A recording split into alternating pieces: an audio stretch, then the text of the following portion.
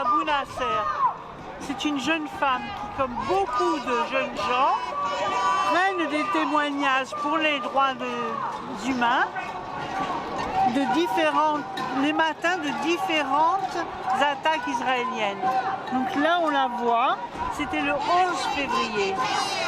Et le 23, avec toute sa famille, elle a été assassinée par destruction, bombardement de la maison. Merci. Elle exigeait un cessez-le-feu humanitaire immédiat, la fin du déplacement forcé de la population civile palestinienne en violation du droit international, la libération immédiate et inconditionnelle de tous les otages palestiniens et l'accès sans entrave de l'aide humanitaire. Ce mardi 20 février 2024, avec 13 votes pour et une abstention du Royaume-Uni, la résolution a été rejetée, une fois de plus, par le veto des États-Unis. Les États-Unis ont discuté cette résolution durant 15 jours afin de la ralentir avant d'opposer leur troisième veto en 4 mois et demi pour des résolutions de cessez-le-feu.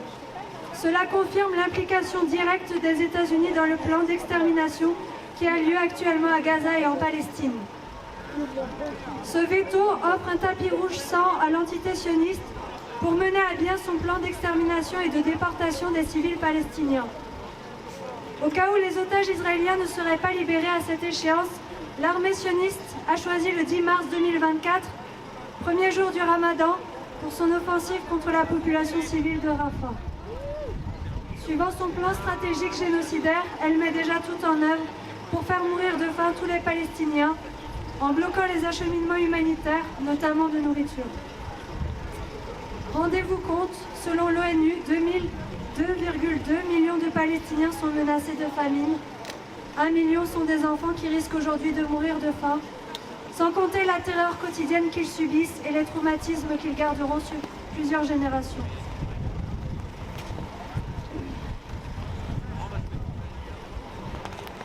Israël utilise la faim et la soif comme arme de guerre.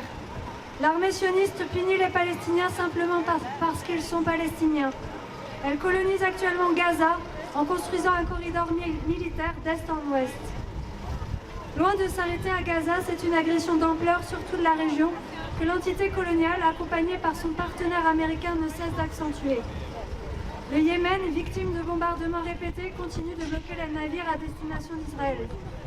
C'est dans ce contexte qu'une coalition armée a été créée entre les États-Unis et le Royaume-Uni pour bombarder le Yémen. À la frontière du Liban, cette fois, les bombardements s'intensifient jusqu'à 40 km de Beyrouth. Ces agressions sionistes n'épargnant pas la population civile libanaise, elle met en lumière la stratégie mortifère de Netanyahou, à savoir créer un embrasement régional total. Face à l'ampleur de la folie destructrice et des ambitions régionales de l'entité coloniale sioniste, plus que jamais, continuons à porter les voix des peuples qui subissent la violence impérialiste au Moyen-Orient. Vive la lutte du peuple palestinien.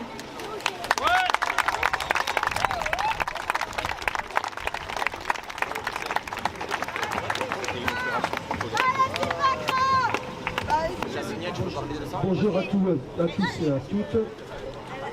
Et puis je vais parler au nom de l'Union juive française pour la paix, et puis très fier de l'existence de Tzedek, parce que c'est du sang neuf qui arrive pour ce combat pour l'égalité, la justice et contre le colonialisme.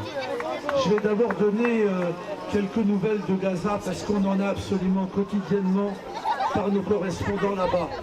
Les bombardements continuent, a été bombardé pas seulement Rafah, mais vers El-Balah et Nuseirat et West Nuseirat ont été bombardés. Il y a en ce moment en moyenne plus de 100 morts par jour, donc ne croyez pas qu'on est passé à une guerre de basse intensité. Les destructions continuent à un rythme échevelé.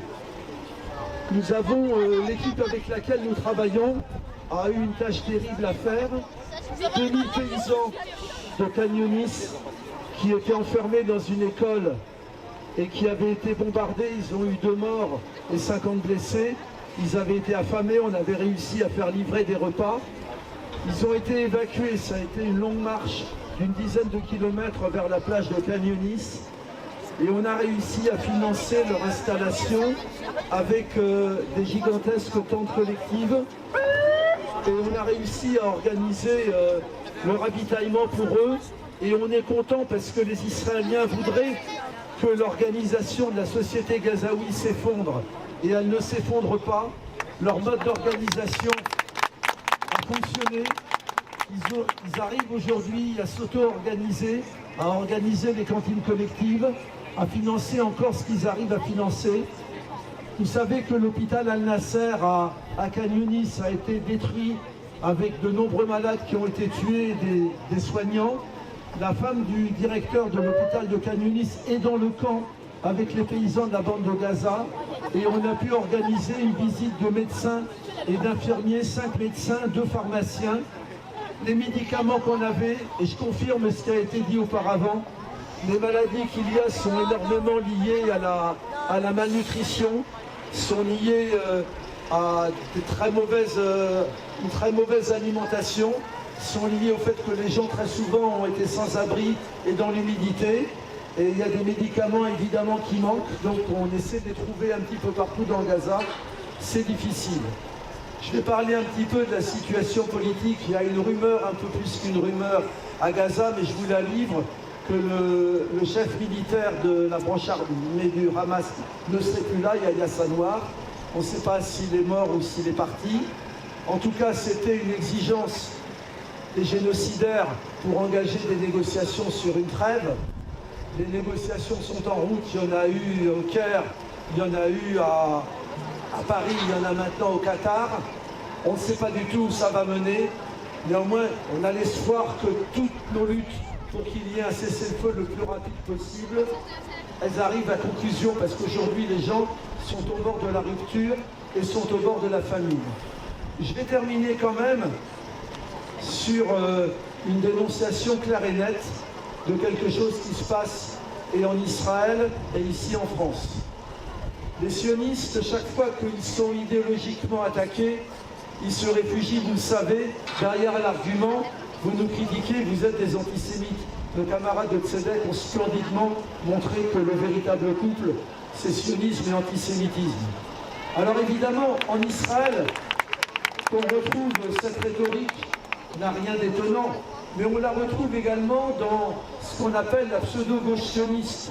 On a eu des déclarations ahurissantes. Merav Michaeli, la dirigeante du Parti travailliste, qui avait déclaré autrefois où qu'ils se trouvent, les membres du djihad islamique doivent être anéantis. On a eu le président de la République, Herzog, qui est cité dans le rapport de la Cour internationale de justice pour justifier l'assassinat des civils, l'assassinat des femmes et des enfants, parce qu'il dit que les civils sont les complices des terroristes du Hamas. On a, il parle une terreur de temps en temps à la radio, l'ancien ambassadeur d'Israël en France, Eli Barnavi, qui a expliqué très tranquillement que selon lui, l'échelle était de 2 terroristes, un terroriste tué pour 2 civils, et que cette échelle était tout à fait acceptable. Ça vous dit ce qu'est cette gauche. Mais on a les mêmes en France. Et je voudrais quand même en dire un petit peu quelques mots. On a notre maire, dont vous savez comment il traite toute la solidarité avec Gaza. On a à l'intérieur du Parti Socialiste un Jérôme Gage qui a expliqué que traiter Israël d'état d'apartheid, c'était une haine des Juifs. Il a expliqué aussi qu'il y avait un côté obscène que l'Afrique du Sud ose dire qu'il se passait un génocide à Gaza. Mais à la gauche de la gauche aussi, on a un problème. Et on va le dire.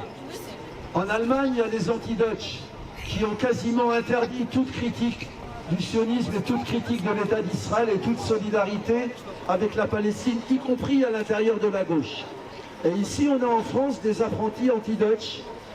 Nous avons eu en 2 jours une tribune parue dans Mediapart avec une 50aine de signataires se réclamant solidaires de Gaza. Vous ne les avez jamais vus dans les manifestations, moi non plus. Et sur qui ils tapent ces gens-là? Ils tapent évidemment sur la gauche, ils tapent sur la France insoumise, ils tapent surtout sur Urgence Palestine, qui est accusée d'être antisémite. Vous avez toutes et tous entendu les discours de nos camarades d'Urgence Palestine pour comprendre l'ignominie de ça.